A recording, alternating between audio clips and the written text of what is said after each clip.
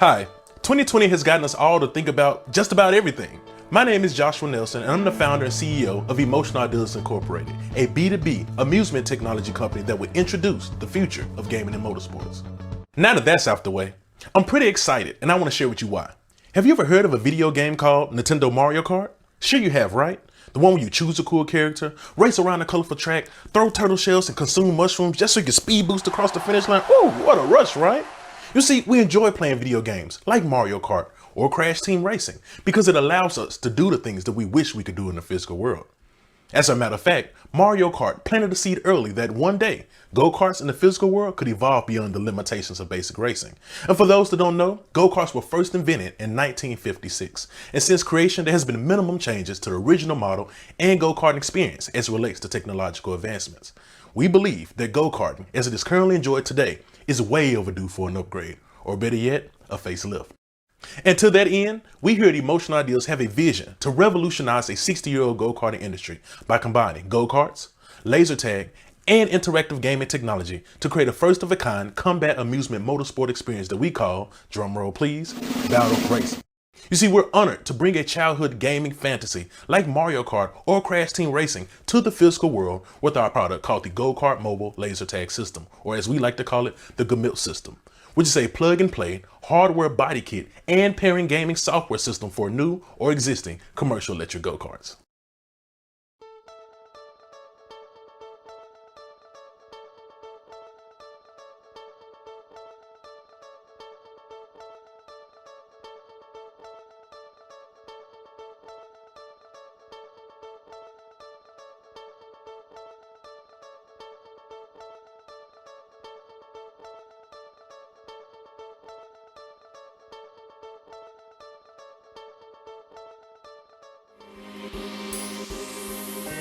Five, 100, 5, 100, 5, 100, 5, 100, 5, 100, 5, 100, the 5, 100, podcast, the 5, 100, podcast, the 5, 100, podcast, 5, 100, podcast, the 5, 100, podcast. It's the 5, 100 podcast. All right, what's going on, y'all? She got CJ100, Your guy Tez the 5. and we are The 5100 Podcast. back at you with a special podcast. Now, we say that all the time, right? Because every podcaster, every episode we do is special. But this one, it's a different level of special. We got Joshua Nelson from Emotional Ideas. Now, I ain't going to say too much. We're going to get into his life. We're going to get into the ideas of what he's doing and how monumental what he's doing is. And we're just going to let this thing flow because, guys, I'm telling you, this is something that's going to be good for the future of our people. So, that being said, how you doing, brother? Man, what's happening? I'm good, man. What's up, man? What's up, man? So, look, before we get into the stuff everybody want to hear, I've always been interested in talking about the man. That's what we're about here. The black male image, us showing us in a different light. So, first of all, where are you from? Memphis, Tennessee, born and raised, man. What part, if you don't mind me asking? So I was born in North Memphis. Okay. Spent a lot of time in Raleigh, but then my folks moved to East Memphis. Like, this is where we gonna Yeah. grow you up at. Yeah, okay. How was your upbringing in Memphis, bro? You said you were born in North North Memphis and then you moved to the East. Yeah. So how was the upbringing? Like, were you raised with your mother and father in the house? Did you have siblings? So it was just me, my mom, single mom. I don't really know my real dad. Stepdad came into the picture. But it was just really just me and my mom. Of course, I had a desire to know my real dad. Tried over the years, but it kind of didn't work out. Pretty sure he's probably going to pop up at some point. Oh, yeah? Probably. But yeah, it's just been me and my mom's, and my little brother and sister came later. As far as like my family and kind of like an upbringing, my family didn't want me to be what they was. My family had a deep root in things that we probably shouldn't have roots in. Yeah. And my grandfather saw something different in me. And I saw myself starting to go that direction. And God kind of like snapped me out of it. He was like, "Nah, I got a bigger plan for you." Yeah. And so with that being said, I always felt like mentally I was different than other people. And so I have a desire to be something different. I remember when I was in high school, I said I never seen a black successful man that did something, that became successful but did it the right way. Yeah. Didn't have to snake, didn't have to slime down, do anything. Right. Did not know that I was gonna have an opportunity to Yeah. basically be there. So I'm pretty honored now to kind of have that opportunity to do so. But yeah, man, I mean, my mother held school in high regard, so I was probably one of those people that probably only missed the one day of school out of all of my school. Yeah. So, you know, since she ain't played that, and I got told a lot, but you know, Look what you're doing now. Yeah, so it paid off. So I met you at Southwind? Yeah, I want to say Sixth grade? middle school It was most sixth definitely. grade, yeah. Did we take class together or we just in the same school? I can't remember. I think both. Yeah, I think we did take a class together. But just a little backstory on how me and Mr. Nelson reconnected. So at this time, when we did reconnect, I was 23, something like that, because it was before Mill was born, and we both were living out in Bartlett. One of the things that he mentioned in what he just spoke about was God, and me and him got connected again through God. It was in a time where I had to get out of jail. I was trying to do right, but I didn't understand how to do right. And meeting Josh was a guy that was on the path further than I was, I would say. He might not say that, but I would say. And the guy he was basically a guy that was a leader. And I think we both are leaders, but he got to me. I don't know, because most people can't do it. Like, most people just can't get to me. Like, I'm just like, especially when you come talking about that Jesus stuff. You know what I'm saying? Ain't nobody trying to hear that. But we first really linked on some Bible study stuff.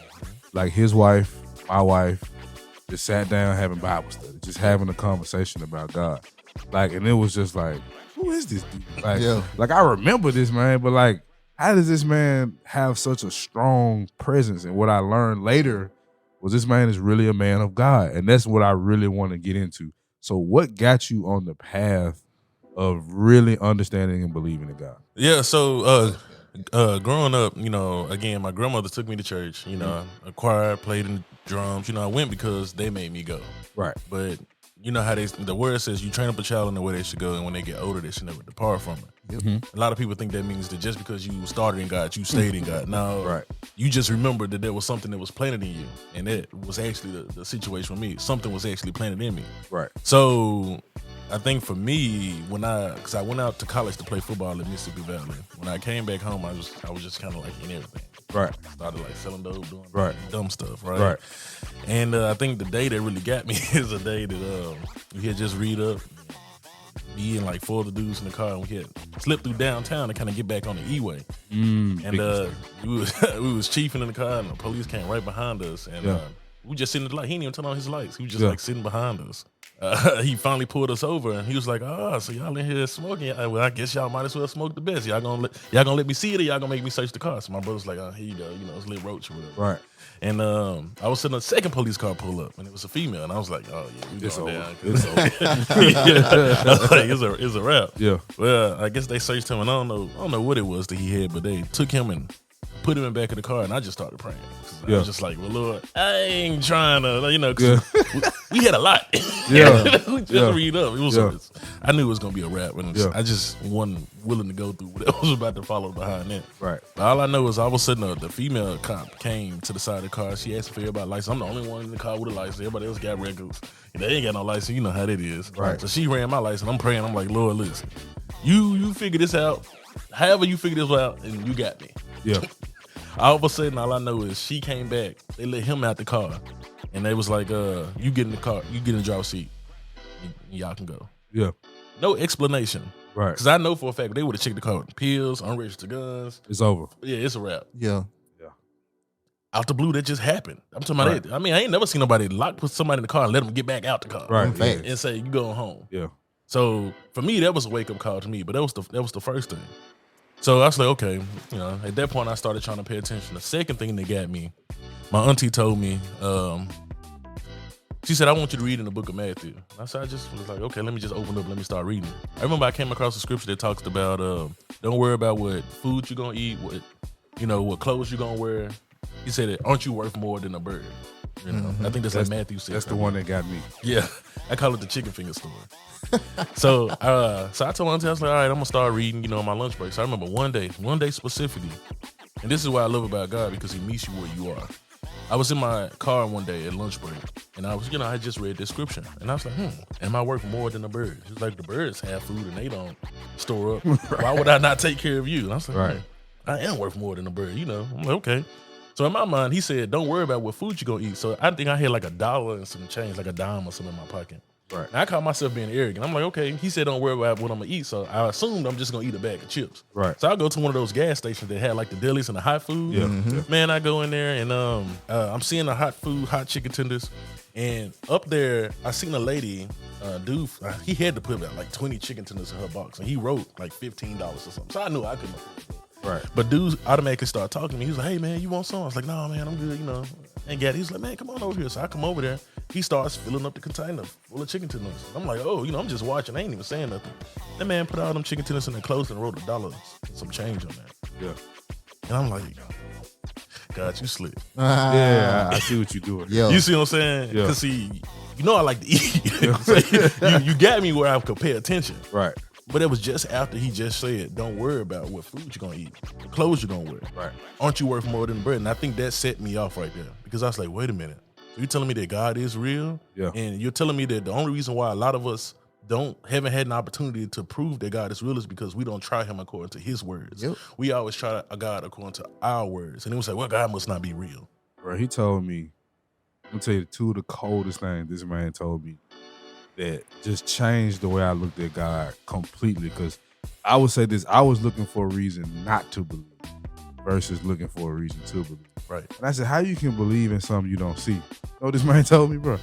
This man said, you can feel the wind, but you can't see it. Them facts. I was like, okay. He's too good. This guy's too good. Then there was, he said, a lot of people believe God is a bad God, like a mean God.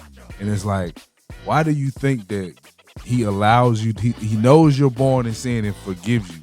It's not that you can't do anything in the world. People make God seem like this evil, trying to control you thing. And it's like, bro, he's giving you a choice. Would you rather your wife love you? Yeah. Yeah, you told me that. Would you rather your wife love you by choice or by force? Right. And I was like, okay, man, this guy, who is this guy? So he's always been this way. Man, you speaking to the choir over here, brother. People know my story. I grew up in church. Matter of fact, I gave the message at church today. Yeah. So it's so crazy that you mentioned that.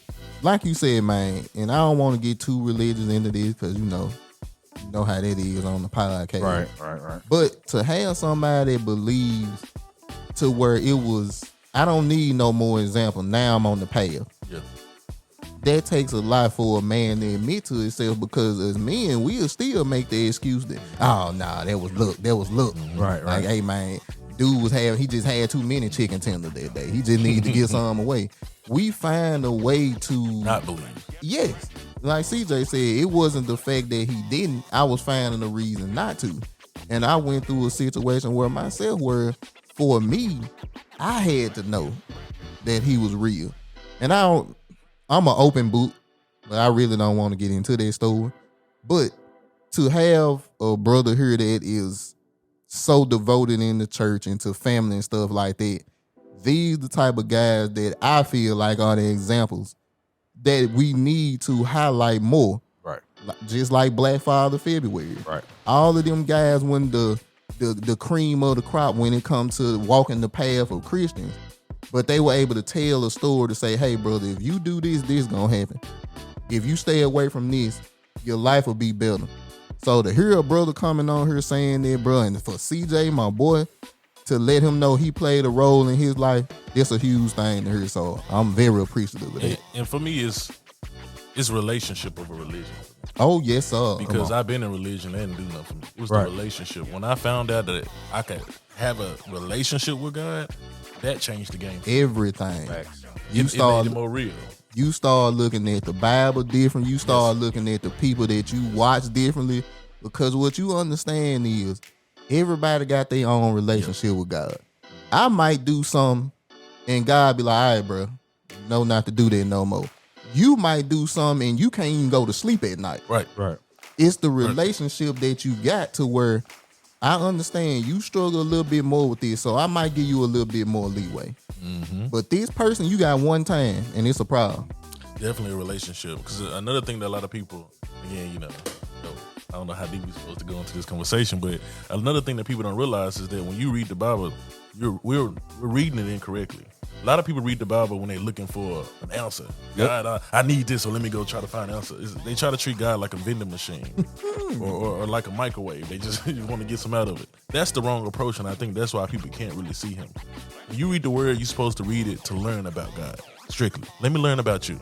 Because once you start to learn about him, then the relationship works. You know how he operates, what he goes for, what he does and don't allow. Like when we pray, like I hear people pray and ask God for stuff. And I'm like, you really just ask God for that? Mm-hmm. God ain't finna give you that. Right. Like what you just asked for, that's not in his will. You know, Yep, there it is. I tell people, this is an exercise I tell people. When you pray to God and you ask for something, tell him why you want it. Because when you tell him why you want it, you can line up with whether or not it's in his will. Like, for example, for me, Lord, I wanted this business. Why? Well, I want to be an example to my people, your people, to my children. You know? Okay. Lines with my will. My people supposed to be the head and not the tail. Okay, Right. That makes sense. A lot of people ask for prayers or ask things from God that's selfish. They don't realize their prayers are selfish. Oh, God bless you and your selfishness. Mm-hmm. They don't benefit you, nobody but yourself. It's like, bro, with every prayer I do, I always finish it, if this is your will. That's the key right there. Like, you have to understand that it's about you, but it's not about you. Like what we do with this podcast, I pray for this podcast every night. And we know what our goal is. Our goal is to have family back, like make it back sexy, quote unquote. You know what I'm saying? Make this the thing that becomes the norm. That's why we interview certain people. We're very particular. We've made mistakes in interviewing some people. Ain't gonna happen again because we have a message we're trying to put out here. And when I say those prayers, like, it just feels right.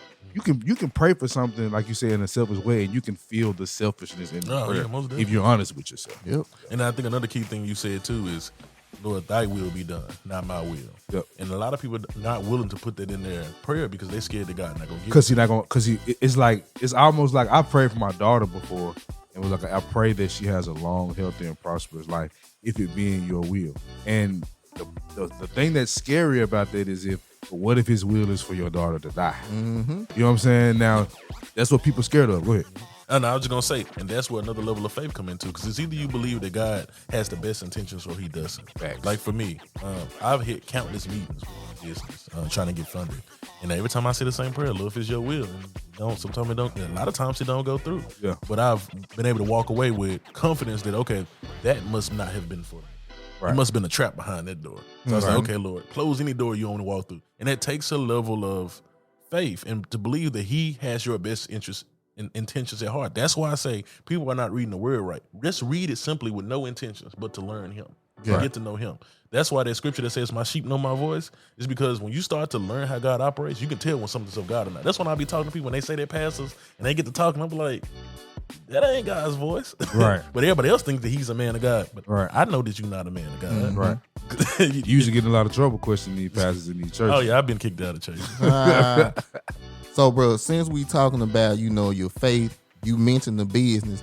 Let's get a little bit more into the business side. Definitely. But first, let's talk about your education, man. Where did you go to school? How did you even get into the field that got you to the point of where you are right now? Well, I always liked business. I just didn't know what I was going to do. Business makes the most sense to me. I like to tell people that I like to see business in color. I can really make a business out of anything. Just the act of trying to create a stream of revenue. I can look at anything and figure out how to do that. Right. So I didn't know what I was going to get into. I wrote like 3 business plans. This is just the one that I see the biggest upside on. For me, I went to college in Mississippi Valley, where I played football at Mississippi Valley HBCU with Jerry Rice. Sorry, Jerry Rice. Yeah. What position? Running back. Yes, sir. Yeah. You do like a running back. You do. Yeah, you got to give me the rock. I don't want to do nothing else. You know what's so funny? I went to college and I walked on to get a scholarship. I walked on and I got a scholarship offer my second year. When they offered to me, I didn't want to play no more. I guess I fulfilled whatever it is that I wanted to fulfill. Right. And I was like, you know what? I value my mind. Right. And I was like, Headache serious. Yeah. And I was like, so at that point I transferred to University of Memphis. I didn't want to play ball no more. I was focused on business. Yeah. So I got my degree in business management. Again, I just needed to get it in something that I could be flexible in. I knew I wanted to do business, just didn't know where. I went to Valley in 2010 to 2012. I dropped out of school for a year and then went back from 2013 and graduated in 2014. Okay. Yeah, so that's kind of like my timeline with school. And I came up with this ideal in 2014, so That's kind of where I was at. So how did the idea come about? Let's get into it. Cool. All right. So everybody knows about go-karting. A lot of people don't know that when you go go-karting, you're really just riding around till they tell you to stop. Them Like facts. you ain't really just competing against nobody. In At your all. mind you are, but you really just riding around till they tell you to stop. Well, one day I went go-karting. There is actually a science and a sport behind racing and go-karting. It's called overtake. You want to find a way to surpass the person in front of you, whether you cut the corner very quickly or get across the lane before they do. And this guy was in front of me, and I couldn't for the life of me find a way to pass him. Like, I just kept trying. I just couldn't get past him. And I was in my mind, I was like, man, I wish I could take a page out of Mario Kart and like throw a turtle shell and like slow him down. And when I got off that, I just couldn't stop talking about it. I was talking to my friends and family. Right. You know what they say, if you can't stop talking about it, maybe you should be the one to make it happen. Right. So that's what I started doing. I Come on, started man. like sitting down trying to figure out, okay, how can I, I started looking at laser tag, like how can I take a gun apart and can I cut the front of it off and put the nose on the front of the go-kart? Can I take the sensors off the vest and put it on the side of the go-karts? Take the trigger off the gun and put it on the steering wheel? Like I started looking at real practical, like how can I make this work? Yeah. Right. Not knowing that subconsciously I was building a new sport. Right. And so one thing led to another. Me just trying to change strategy in racing led to us introducing Combat Motorsports. So at this time, you were a man of faith. At that time, 2014, I would say yes, because I married my wife in 2013.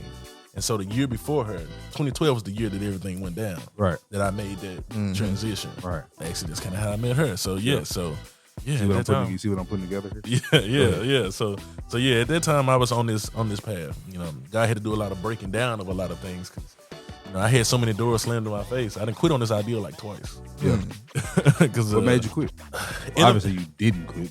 Well, innovation. When you're introducing innovation, that means that you'll find a new way to do something that people are traditionally already comfortable with. Right. And that is not an easy task, especially if what you're doing is so futuristic and it sounds dang near impossible. Right. So everybody I talked to was like, no, you can't do that. It's impossible. You can't make it happen. And I'm not an engineer. Like to bring home what you're saying, Dick Gregory had this line he said, if I told you when they had horses that one day horses would be obsolete, you would have thought I was crazy. Yep. Thanks. And that's kind of the same vein. That's where we at right now. So I quit on it because I felt like it was difficult. I need to raise a couple million. I just need a couple 100,000. Like I just couldn't seem to get what I need. And that's a black man. We get like less than 1% of all funding. Yeah. So, me trying to go out here and get investor funding for, even today with me having dang near a global patent, I still struggle to get funding because they're like, well, where's the proof of concept? They want you to do everything, just like an artist. They want you to, I already have your record sales. I already got your fan base. Then they want to sign you. What I need you for. Right. So, that's kind of like, where I've been at. And it's been kind of difficult. Yeah. So, man, I definitely had a question. Okay. You brought up the concept of Mario Kart. Yes, sir. Now, look, man, I don't know about you, but your boy was a big-time gamer. I got a son now, so I don't get the game as much. Yeah. But back in the day, I was only 10, 12 hours. Yeah. So, Mario Kart was a very huge game. I'm sure everybody played staple. it. Started in 1992. Yep. It was a staple. an incredible game to play. Still is. It is. But to think that you could turn a video game concept into a real life business had to be something that people told you that's never gonna happen. The audacity. What are you talking about? Right, yeah. So to hear you say, okay, I quit on a couple times, make perfect sense. Especially when you got people close to you telling you can't do it, your friends tell you can't do it, the people that say they'll back you when it's time to back you, they ain't there. So we can identify with this a lot too with the podcast. We have also ran into these things, bro, y'all ain't gonna do nothing. What it shows is the perseverance wins at the end. It does. If you keep doing what, like you said, being on the path that God says Come you on. if you stay on that path and stay dedicated to it, what he has for you gonna be for It's you for you. regardless of what the obstacles are. Yep. So I just kind of wanted to say that because that do sound like a wild concept, but to see it, Yes. me and CJ then seen some things we can't talk about.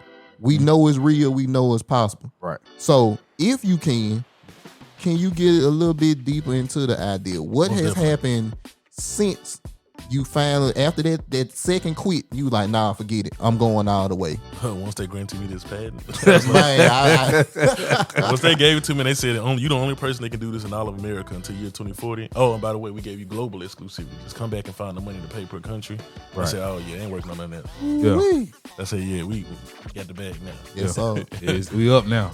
So, what's going on with it as of today? I'm in the fundraising round. I raised my first round of $200,000. Okay. I used $200,000 to lay out the research and the development of the concept, lay it out on paper, know exactly how we want to do it, what off-shelf technology we need to use to put together the safety parameters, the features, how we're going to actually grow the business. So I've done all of that. Now I'm raising my next round.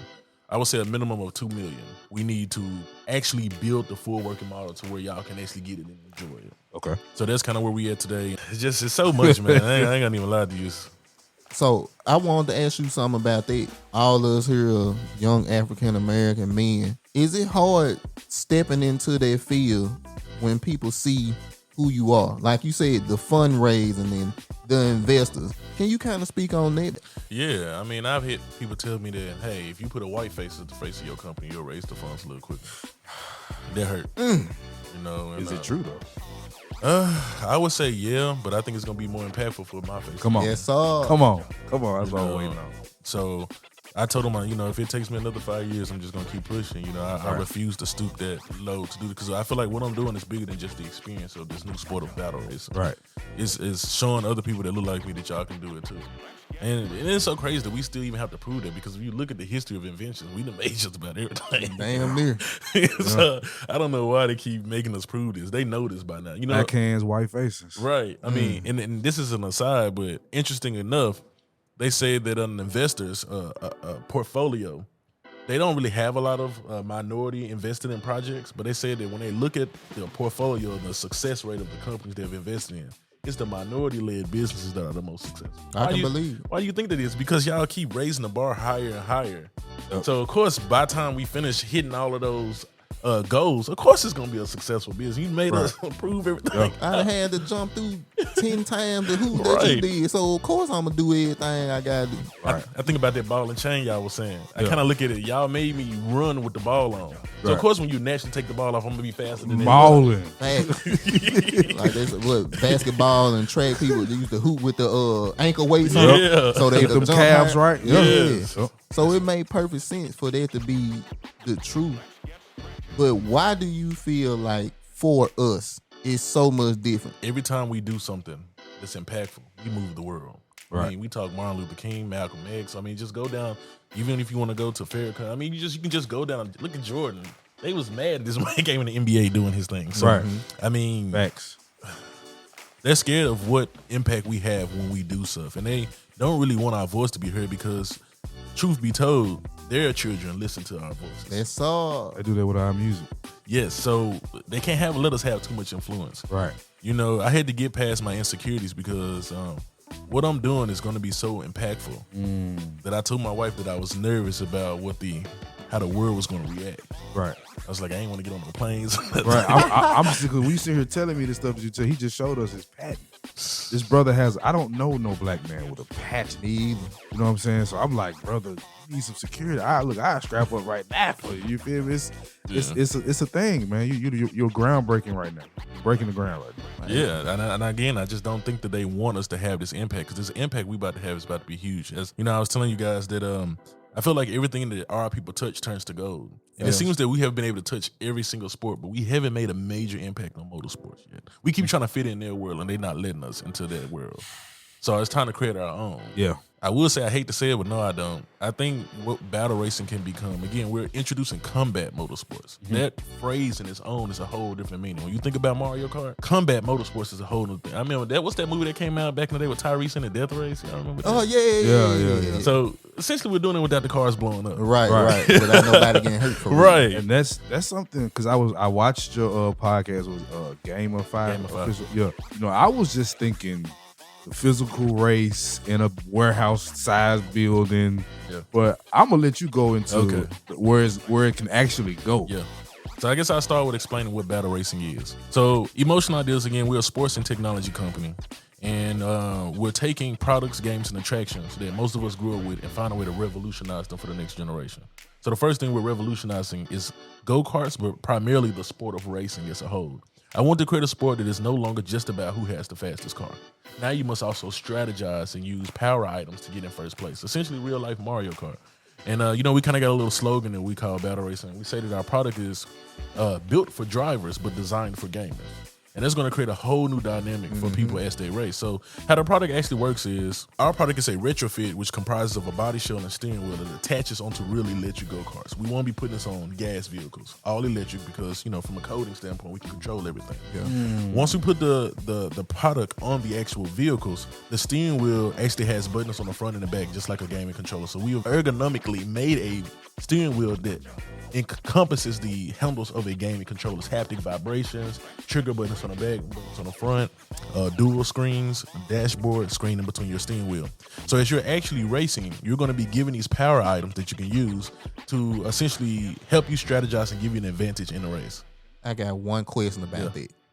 How do you get the power I items? knew you was gonna ask that. Because when I see it, the first thing I think about is how it was on Mario Kart. So the little box. Yeah, the little box. Nope. So how you have to run over something, break it down. Okay, so because I'm excited in a jump, bro. That's my type of stuff. So my thing is this: I had to do a little research because if you know anything about esports, electronic sports, yes, sir. Esports is defined as competitive or organized gaming. Well, you got Madden, 2K, and things like that. Well, I was looking at why wasn't Mario Kart this is a segue to answer your question. Why wasn't Mario Kart an esport? Well, they said because of the randomization of the power-ups made it a game of chance versus a game of skill. But if I wanted Combat Motorsports to be a game of skill and strategy, I had to change that concept. So what we're doing is, and I had to make it practical. So in our race, we have something called landmines. Landmines are going to be these physical floor tags that can be picked up and placed along the track. They're going to change colors, and you need to know there's going to be a learning curve with this. We're going to have to definitely learn. Cool. But these landmine tags will change colors, and the colors that they change will have an effect. While you're actually racing, instead of you having to drive through a box, we're going to automatically grant you 2 power items at a time. Okay. Now to make the game fair, you want someone that's in first place won't get the same type of power items as somebody that's in last place. Okay. You're not gonna get speed boosts if you're in first place. You're gonna get them more often when you're in the last place. But what I want to do is I want to give you 2 at a time. You can actually swap between the 2. And as you're swapping between the 2, again, you use them to get in first place as best as you can. But there's a whole breakdown on how we're going to make this a sport, and I'm going to explain that. So again, as you're racing, we have something called a battle gauge. A battle gauge is essentially your vehicle's health bar. Now when you go to a go-kart place, you try to get into which one looks the fastest because one of them just slow. Exactly. Somebody gonna get left hanging. So in this, with electric vehicles, you don't have that problem because the torque and electricity all go the same speed. So the battle gauge is basically a health bar. It's basically 10 notches that will be on your display screen. Each notch will represent 10% of your overall speed. Okay, as you race, you will either receive minor or major damage. Okay, each power, we got about like 12 to 13 different power items that you can use. And some of them are offensive, some of them are defensive. Okay. So some of the offensive powers, we have like laser blasters, what we call it laser turns. Laser turns incurs 10% or minor damage to the person you're shooting at. Okay. So Chase, let's say you was in front of me, right? And I was behind you and I shot your vehicle. You will receive 10% damage. You will lose 1 health bar. So now your go-kart now going 10% slower. Okay. And I say go-kart, but our patent lets us put this on any type of vehicle, by the way. Yeah. So we're gonna start off on go-karts, but we're gonna put these on larger scale vehicles to go up against, Talk good talk. So that's 10%. Then you got something called major damage, which knocks off 20% of your health. Okay. So that's 2 bars at a time. So as you racing, you need to be cognizant of how much health that your vehicle has because you might have 50% of speed. You got 70, I got 80. Now, how do you restore your health? That's where the landmines come into play. These landmines will change colors either between red, yellow, purple, rainbow, or white. Okay? White is neutral. If it's white, it does nothing. So it's just a high beam light that flashes from the ground, okay? If it's red, it's major damage. You don't want to drive over it. So you want to dodge those. This is how it became a skill game. Yes. Okay. If it's yellow, it's minor damage. So red is major damage, yellow is minor damage. You can take damage from the landmines you drive over. So you need to pay attention as you're driving to the landmines that's on the track. If it's purple, it restores 10% of your health. So it restores 1 health bar. Now, these landmines will be programmed based off of an algorithm, so they would change colors. So you need to pay attention. So you can be driving towards something that's purple, then it turn red. You want to die. Get up out of there. Yeah. If it's rainbow, just flashing multiple colors at a time, it restores maybe 30 to 50% of your health. Right. Okay, but that would be red. Okay. Yeah. So as you're driving, you want to be cognizant of people trying to target and shoot at you, while also paying attention to make sure you don't drive over those red or yellow landmines. So that's the basics of the game. Some of the power items we get, we're adding a lot of features to these vehicles that you traditionally don't see in go-karts. We're adding a rear view camera. So that's a button you can press on the steering wheel, and then the dashboard shows you behind you. Right. Just like a video game does. Right. You got side mirrors. So, normally don't have side mirrors on go-karts. You have a full roll cage. So there's a lot of features for safety. Right. We're adding this too. I was going to ask you for the nervous Nellies out there and the mamas that's worried about their babies. How are you keeping this game safe? So again, it goes back to the features we're adding on the vehicles. We're adding a full roll cage. And that's, I don't really see a go-kart flipping over, but if it does, we got a full roll cage. That's one. 4-point seatbelt, side mirror, so you ain't got to try to look behind you. You just look at your mirrors. Right. Rear view camera, so you can also glance behind you. We're also introducing artificial intelligence in these vehicles. So these are smart vehicles. Come on, Elon.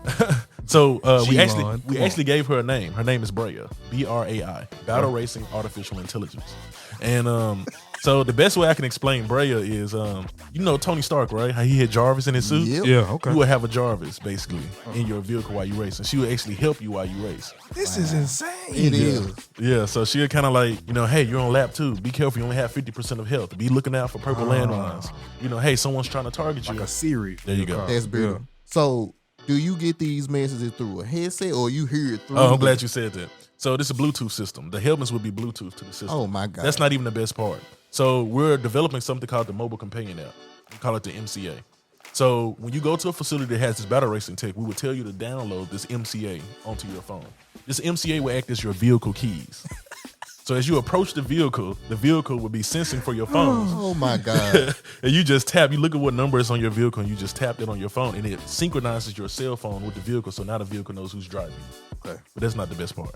So Oh, wait a minute. You just said that beforehand. I know it. There's so much to this. okay, so in the battle rail, what else is in the battle racing? Because I do want to segue to the different kind of games you were talking about, to where you gonna take this shit over. So Oh yeah. just to finish off the battle racing, I'm all ears. Okay. So let me just go ahead and hop into some of the major features. So another patent that we was granted, in our first patent, we was granted 20 separate claims, 20 things that only we can do for the next 20 years. And one of those claims is that on your dashboard is going to be a selfie camera. That selfie camera will stream your racing experience in real time over social media. So let's say that Get out. So let's say that I'm in a vehicle, right? And you guys was following me on social media. You would get a notification that says, "Hey, Joshua is battle racing live. Would you like to watch?" And from the comfort of your home, you can actually see me, hear me, because there's a microphone in my helmet. You'll hear me, you'll see me, you'll see what place of the race I'm in, what power item I got hit by, and you can cheer me on. So you can send me a thumbs up. I might not know who sent it, but I see like a little thumbs up float on my dashboard. So I want to create a new experience between the spectators and the drivers, because again, that's going to morph us to a pro league. Wait a minute. So I could pretty much Twitch my whole race. All right, go ahead. That's why we got to protect this, man. Bruh, that's incredible, because what you doing, you melding together almost 3 different things. You're hitting all the major points to where they really can't deny you. Right. They can't. Yeah. Like I said, you got an interactive component. You got the personal component for the driver, and you also have a component where if I don't even interact with you, I can watch the race, learn about it, and hey, I want to go do this. It's cool. So I got 3 more things I want to share with you. Okay. Regarding. So we never talked about the point system. What determines if you won or not? We haven't talked about that yet. We didn't talk about the only mobile app. There's essentially an avatar. So, like when you play a video game, you make your avatar. Where let's say while you're in the lobby, while you're rating a race, you can basically design your own vehicle avatar. You can change the rims, change the color of the body shell. And once you synchronize your cell phone with the vehicle, that 3D image that you created on your phone will showcase on your dashboard. So a lot of people wondering, will I be staring at the dashboard? No, just like when you drive your car, you don't stare at your dashboard. You just glance at it. So you glance to see what place of the race you're in, glance to see, how many laps you got left, what power-ups you got. Well, that CGI image of your vehicle will highlight the parts of your vehicle that essentially took damage as you're racing. So it makes it feel all high-tech as you're actually racing. Right. So you can actually design it while you're in the lobby waiting to race, and they will synchronize through your mobile companion app. Now, how you actually win battle racing, that's I think to me is one of the most interesting parts. We got something called a battle score. That's the total score that you would get at the end of your race. Your battle score is comprised of two things. It's comprised of your player position points and your achievement points. Your player position points is points awarded to you based off of what position you crossed or finished the finish line, finish the race in. So let's say you're in first place, you got 100 points. Second place, you got 80. Let's say you go down to sixth place. Any place after sixth place, you start to lose points based off your overall point score. So we need to find a way to create a check and balance. So you may have won first place the first two races, but then you came in last place, you done lost 100 points. And we want to create city, national, regional, global ranking. So now you can see where you place. Wow. And so, but again, your battle score is composed of two components. Your player position, which is I just explained, the points awarded to you based off the position you ended. Now you got something called your achievement points. Your achievement points are sub points that you can earn while you're racing. Okay, let's say you surpassed the most people on lap 2, 5, and 6. You got points for that. You took the less damage on lap 1, 8, and 3. You got points for that. You had the fastest lap time on lap 1, 5, and 6. You got points for that. I hope you see where this is going to transfer to. Yeah. So I'm trying to segue there. Yeah, do your thing. I'm listening. So the achievement points. So let's say you was in first place. You got 100 points, but you didn't get any achievement points. The person in second place may have got 80 player position points, but they got 30 achievement points. They entered the race with 130 points. So technically the other person, he got in first place. But now those points, that battle score now tallies to your profile score. So now you can see where you rank worldwide. I want to create a sport where you can go from being an average driver, a battle racer, to now you have an opportunity to try out for a professional battle racing team. That's what now we're talking about a pro league. All right. Well, before we get into the pro league, I want to ask you this because let's say, man, me and my family of 5 is out one night, regular night, and we see battle racing. Like, hey, man, let's go. And we just want to go and, race one time and have the experience. Does the point really matter then? Like, is it more of a entertainment thing or it can depend on how much more you want to get into it? How much more you want to get into it. Because you got some gamers that just like to pop into like a pickup NBA 2K game. You got some people that want to be scored and get into the whole, ecosystem and community of racing. So again, I want to create a sport. And so my best way, any sport start off as fun before it became competitive. Yep. So that's why it was exciting for me to introduce battle racing in the amusement environment. Because as people start to learn the rules, learn the game, and get excited, now we can have recreational tournament. We can pay somebody bills every month. You made $5,000 because you came in battle race, and we segued from that to be something bigger. I think for our product, Emotional Ideas' product is essentially twofold, and this is kind of what you were saying, Chase. Yeah, I know people still want to see Mario Kart in real life. Yeah, I'm going to try to make that happen. My product is essentially a PlayStation or Xbox that fits on moving vehicles. So now I can go to Nintendo. Nintendo, they listening. I've been contacted by some of these people, but I may have an opportunity to do a licensing deal with Nintendo and put their actual game on my system. Ooh. So imagine going to a facility that literally says Mario Kart, and the facility is themed like the track. Right. And when you get into this vehicle, it's my technology, but the sounds, the graphics, the audio, all sounds like Mario Kart. Everybody gonna want to be told. Exactly. So and that's Luigi. right. So and I'm already forward thinking because I'm like, have y'all seen that technology where like with your iPhone, you can put your face in the camera and they put a whole nother image over your face? Right. So since we got the selfie camera technology, why you can't get in the vehicle and you have the face of Toad? You have the face of Mario Kart. Yeah. So before we run off too far, go into the pro league that you were talking, because I did interrupt it, so I want to go ahead and let you get that out. So we got 2 lanes that we want to do. We got recreational and we got pro league. Recreational, when I say recreational, I think about go-kart and amusement. You just pull up to your favorite entertainment place. When we talk about pro league, I'm talking about bigger vehicles, faster vehicles, bigger track outside. And so my vision for that is, Wait. You said outside? Yeah. Go ahead. So think about a NASCAR stadium. They got that big old oval. Yeah. Nobody really wants to watch a car go left for 200 laps, but I'm just saying. So imagine taking a NASCAR stadium, gutting out the inside of it, taking a 2-floor indoor go-kart track. Oh my God. And expanding it outdoor in the middle of that stadium. So everybody on stadium, you're watching. Y'all remember that, what's the TV show? Because they had Speed Racer that came out when we was little. Mm-hmm. Yeah. You remember, they made a movie out of Speed Racer. Yep. Yeah. I want to make Speed Racer in real life. Yeah. So imagine a track that don't just go left or right, but it go up 2 levels and go around. But it's a big, huge outdoor track in the middle of a stadium. Right. That's where I see battle racing in the future. My mind is blown. Right. But like I said, bro, by me being a gamer and being able to see these things happen in real life, it's an amazing thing. And I just thought of something. My son will never experience Mario Kart the way I did in the 90s. No. Right. So to take this from the hours I spent playing with my brothers and cousins on the Nintendo 64 Shout to facts, come on, man. out. Gotta shout it out. To now being able to hop in this environment with my son to experience in a different way is an amazing concept to hear. Yep. It is one of the things that we talk about all the time when it comes to the way we experience things and our kids. Yep. We still want to have some of the fun that we had with our children. It's just now it's more advanced and you can experience way better than what I could. And we call it hyper reality because I think, a lot of people think about metaverse with the headset. I want to go backwards. While everybody is running completely to the virtual world, a lot of people have been trying to take the physical and bring it to the virtual.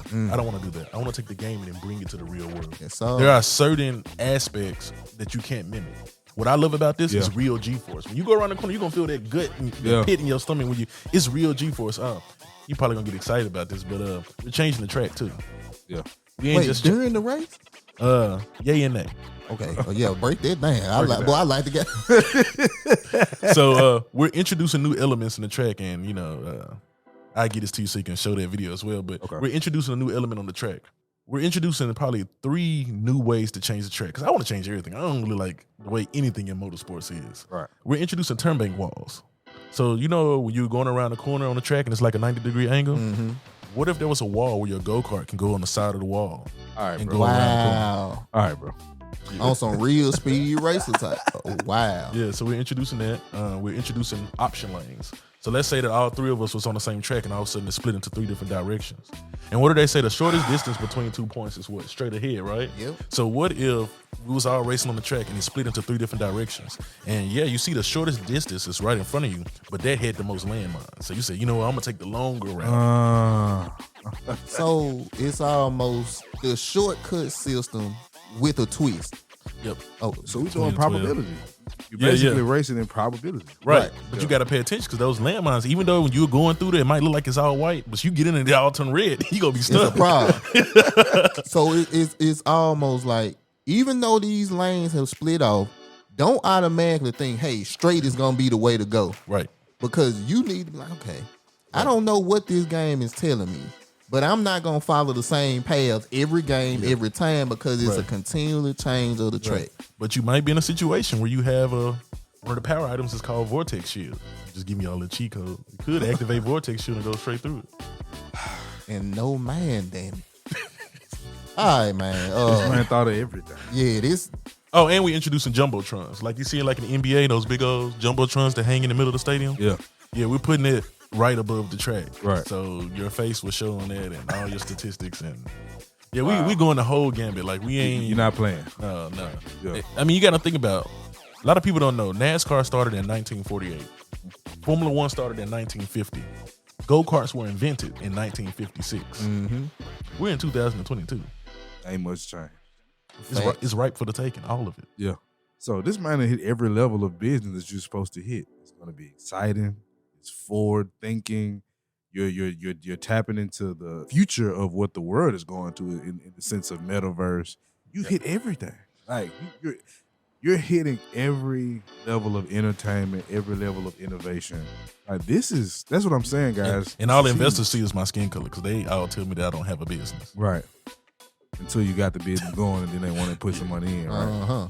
I remember when CJ kind of told me about you and kind of told me about the idea. I was even somewhat skeptical because I don't know, that sounds too good to be true. I know. So to have the man here on the 5100 podcast, you hear it from his own mouth, you'll be able to see some of the concepts. Now more of us can join this fight. Yeah. How can we do that? So I'm gonna go give you guys a little education first. In 2012, Obama signed something called the Jobs Act. Okay. From 1933 to now, 1933 to 2012, you couldn't a private or a startup business could not solicit funds from the general public. They wouldn't allow y'all to invest. Right. Okay. The only way you can get people to solicit, the only way you can solicit funds from the general public was to go public. Sign up with the New York Stock Exchange or go to NASDAQ. Well, that's a long, drawn-out process, and people only do that when they're already making billions. Right. So when Obama signed the Job Act in 2012, there was 2 forms that came after that, Title II and Title III. Okay. Once he signed that, because there was supposed to be an opportunity for them to create more jobs. It was like, okay, we can get startups to raise funds from the general public, then they can create more jobs. Theoretically, that's what they was thinking. Right. Okay, so once they started that, they introduced Title II. That was released first, and I think that was either released in 2013, I believe. So Title II has said that, okay, good. Startups, private business, you can now start raising funds, soliciting funds from the general public, but you can only solicit it from accredited investors. Right. Accredited investors is individuals that make at least $200,000 or more a year or have $1 million in assets. Right. We still out to count. Right. We can't invest, So then they filed something called the Title III. Title III says that now I can go to the general public. They still put some stipulations like, you can only invest like 5% of your income, up to like $2,000. They still, but at least now you guys can now officially get in the game. So I say all that to say we have officially started a WeFunder campaign where we can offer equity for investments in my company, and you only have to invest a minimum of $100. Now, do the math, $100 ain't a lot. It don't buy you a lot, but at least you're in the conversation. Right. So if I ever go public, if I ever get acquired, which means to get bought out, or my company buys back the shares, you guys will get the a nice little check written out to you for that value. And I plan on making this a multi-billion-dollar company. It's happening. Yes, sir. So how can I do that? Like, if I want to invest right now, how do I do it? Where do I need to go? So I will start by saying that this opportunity will not be open long. Right. So you can go to my website, battleracing.com. Do not go to battleracing.tech. It's not mine. It's a competitor. Battleracing.com. Okay. I'm sure it's going to be on the screen. You go there and you can learn more about the company and what Emotional Ideals is doing. And there's a WeFunder link. Okay, you can create a little account. You put in your funds. And if you change your mind, you can always get your refund back before the campaign ends. Okay. If we decide so, we can always essentially refund everybody back their money if we just had the opportunity. But I want to have an opportunity for my people again. Friends, family, people that's been supporting me for a long time. But they will not be open long. And unfortunately, black people like to drag their feet. Can't drag y'all feet on this one, people. Not this one. Not on this one. As soon as you get some free money, put it in there, man. I'm saying, because, man, me and CJ even talked about this offline. It's like, to be able to help another brother get to another level and believe in the product, see the product, it's a whole nother show of support. Yeah. Also, it's what, because, when it comes to black people and helping people, the excuses are always, well, what am I going to get from it? Yeah. You covered all that. Right. So you get a stake. Yeah, you get an equity share. So you're essentially purchasing future equity in the form of stock certificates that will convert over to shareholders' equity. It's not a blank mission, man. No. And, and before the Jobs Act, and I feel like it's still the same way today because, y'all can only invest so much. Right. They determine who gets to be successful. That's why. That's the reason why we would be left out of conversations. They get to choose what companies get the big money. Right. Now they're saying that we're going to give the power to the general public. If they believe in an idea, we're going to let them invest. So that's kind of what we're looking at today is that opportunity. Wow, man. And I really think battle racing is going to be bigger than NASCAR and Formula 1. I think it will be. It's a whole new genre. Again, we're introducing combat motorsports, so it's its own lane. It's the art of war. This is what this sounds like. You've hit basically every shortcoming that the go-kart game, the motorsport racing games, the what's the name? Formula 1. Yeah, it's like you've hit what they have not been able to hit. That's a hard thing to deny because it's not even just that it's something that they didn't do. It's something that they should do, and it's something that will be really entertaining and fun to people. And if you cover, every basis, social media, artificial technology, like you hit every. It's like it's kind of, it can't fail. Yeah, and I'm gonna tell you what I'm excited to see.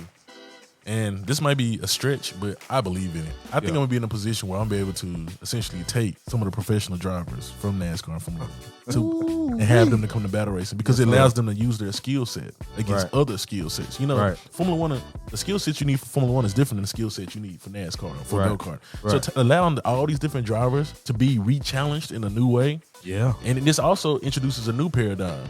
Again, you remember when I said built for drivers, but designed for gamers? Right. So imagine a scenario. Let's go. Imagine a scenario with a professional driver with just a moderate amount of gaming strategy. They good at driving. They know all of that, but they ain't really good at gaming.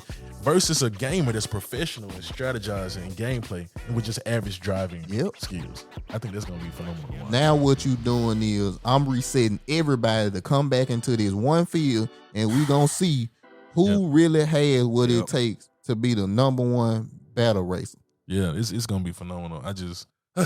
it's been a long time coming, but I think it's finally about to come to light, and I think we're going to change a lot with this. Because again, we touched everything. In 2013, he was telling me this. Yeah. It's amazing to see. And then I got to give you credit for your stick-to-it. You have, bro. And it's not like what you're doing is David versus Goliath. Facts. Yeah. But David, people don't like to admit that David won. Right. Like they don't think about that part Chopped of off his head, actually. Right. See what I'm saying? So, I mean, the belief, brother, and like I said, this conversation started with God. Yeah. And I do believe you are blessed in what you're doing. And like I said, this man is a God-loving man. He follows the Bible literally. Like it's not a part-time thing with this brother. You know what I'm saying? And I've known his lovely wife, his kids. Which, by the way, she didn't believe me that I would give her a shout out. Shout out Micah. Micah, my wife. You know, and I just want to briefly say something about that because, you know, there's always this dynamic in the black community between husband and wife. My wife, has been phenomenal. You know, she stopped working in 2013 because of the typical reason most people stop working because they want to be spoiled. Right. She made a sacrifice because she dropped out of college. She did all that because she was like, okay, I'm going to raise the kids. I'm gonna put what I was doing on the back burner because what you doing is gonna be able to take care of the family. Right. You know, and mathematically, financially, it costs a lot to pay for daycare. That's what folks don't realize. Right. Then someone else is raising your kid. You know, that's a whole nother conversation. Yes, sir. Yeah. You know, we kind of figured out something here. All the old ways don't have to be given up upon. Come on, man. And I get it. I know everybody's household is different, and some people split things in this. But I'm just gonna be real. When I look, and I'm a math person. When it comes to like business and structure, it didn't make sense for us both to work when we weren't gonna be there to raise our kids. Now that defeats the purpose of what we're trying to do for our children. I want to be when I come home from work, I want to see her and the kids. Right. I don't want to be waiting for you to get off work. Right. You know what I mean? Now we tired and the kids didn't see us because we both working, but we still broke. It's just, you know, and like I said, I got 4 jobs and it's by choice. Right. You know, but for me it was worth it because of what we were building to get out. We homeschool our kids too. Right. You know, shout out to my wife on that. She's homeschooled the kids away, and it has worked wonders. It paid off. We talked about that, brother. We like, you know, we all have our mentalities of, you know, 50-50, which we don't necessarily believe in 50-50 because it's never. My granddaddy smacked me in the back of the head. I'm talking about 50-50. like that doesn't exist in real life to me. Like people are not somebody's always doing more or less. But like what's so important about what you're talking about is your wife. Yeah. And you know, there's a lot of people talking about a man should pay 100% of the bills, which for me, I agree. But the life that we live today as a society, that's a hard thing to do for the simple fact that so many people are working. So it's in turn, what would have to happen is I've said it to women and they look at me like I'm crazy. It's like, well, quit your job.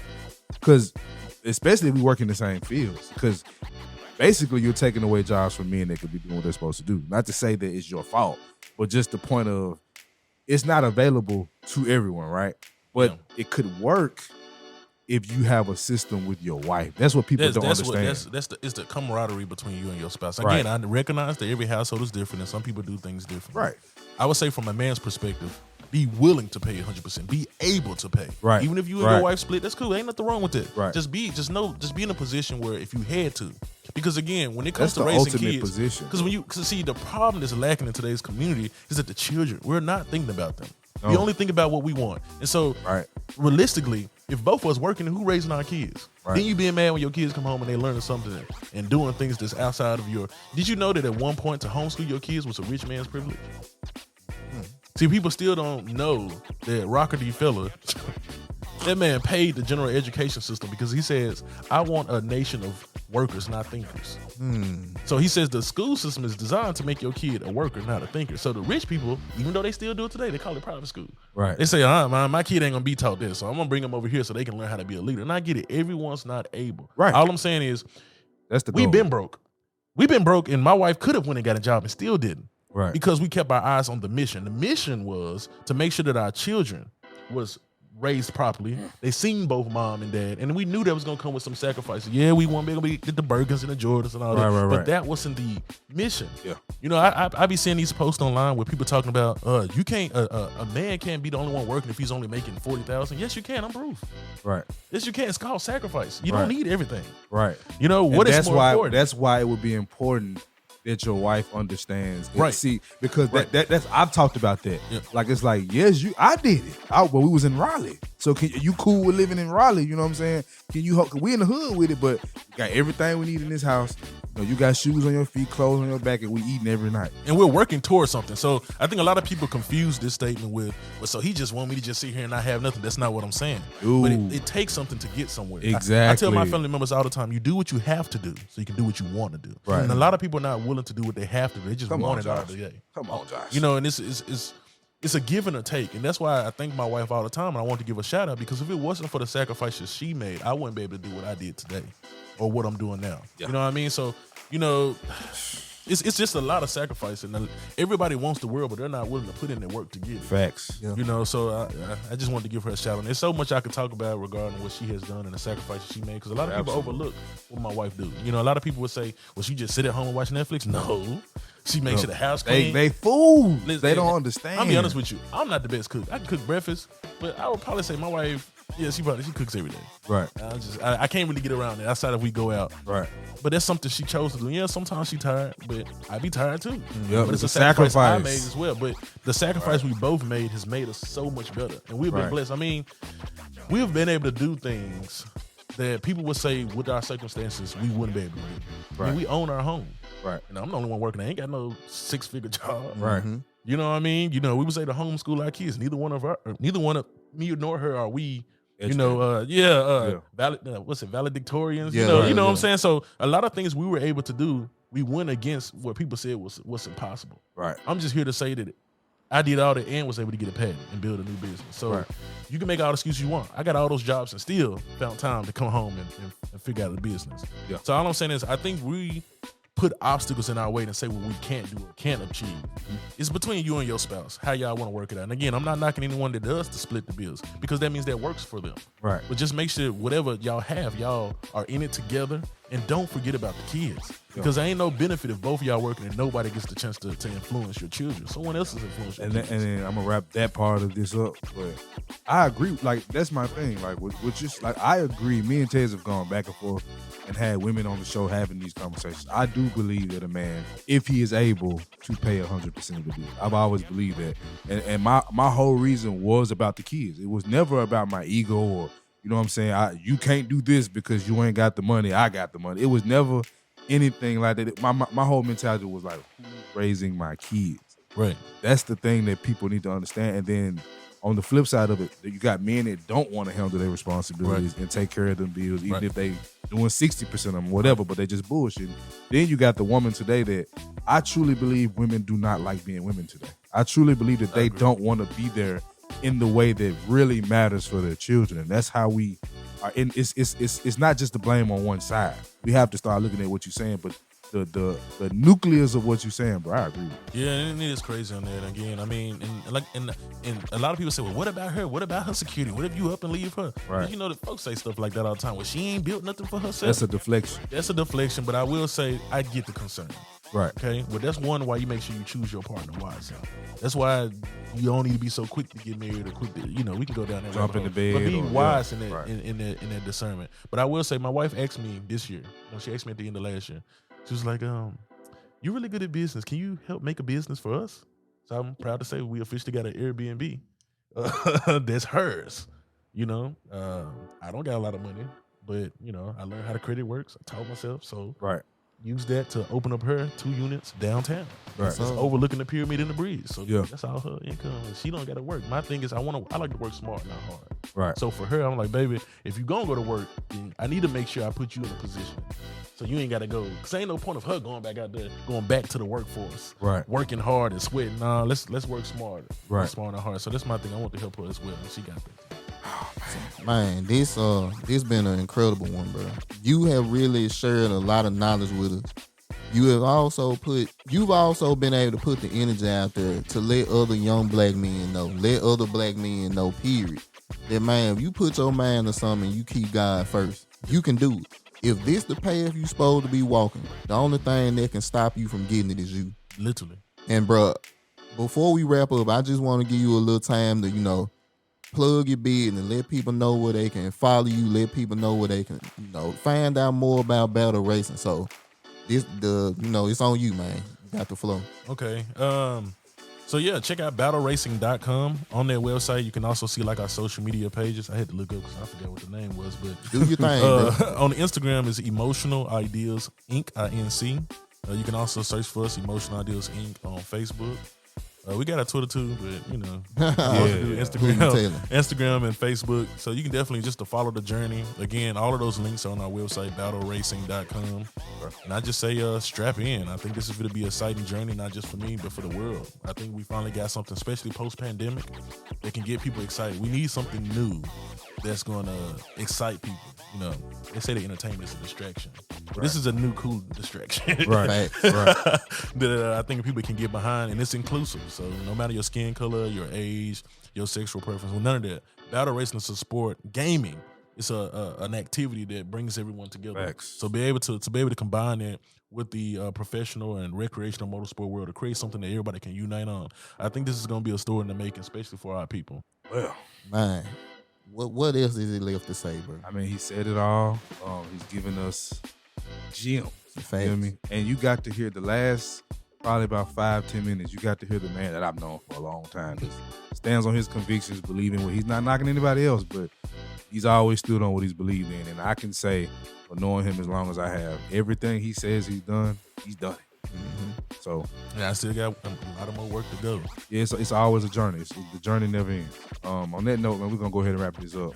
So for your guy CJ100, your guy Tez the Fi, we are the 5100 Podcast.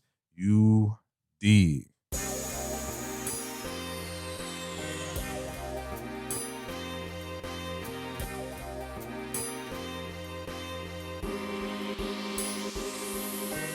Five, 100, 5, 100, 5, 100, 5, 100, 5, 100, 5, 100, the 5, 100 podcast, the 5, 100 podcast, the 5, 100 podcast, 5, 100 podcast, the 5, 100 podcast. It's the 5100 podcast.